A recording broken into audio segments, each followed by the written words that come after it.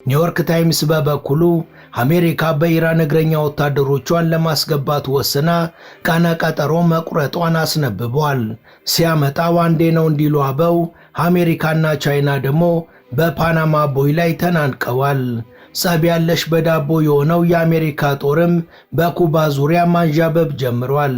እንዳበደ ውሻ ያንንም ይህንንም መናከስ የጀመሩት ትራምፕ አሜሪካ የምትባለዋን ሀገር መቀመቅ ይዟት እየወረዱ እንደሆነ የፖለቲካ ተንታኞች እየተናገሩ ሲሆን እሳቸውም የቁልቁለት መንገዱን እያፈጠኑት ነው። በቀጣዮቹ ቀናትም እጅግ አስከፊ ነገር እንደሚከሰትና መጥፎ ጊዜ እንደሚመጣ ካሁኑ የሚያስጠነቅቁ በስተዋል። As the world waits to see if Iran will agree to a US-backed peace plan, Israel has vowed to escalate the war further. It attacked key nuclear and missile facilities in Tehran, but in an act of retaliation, American soldiers then came under fire.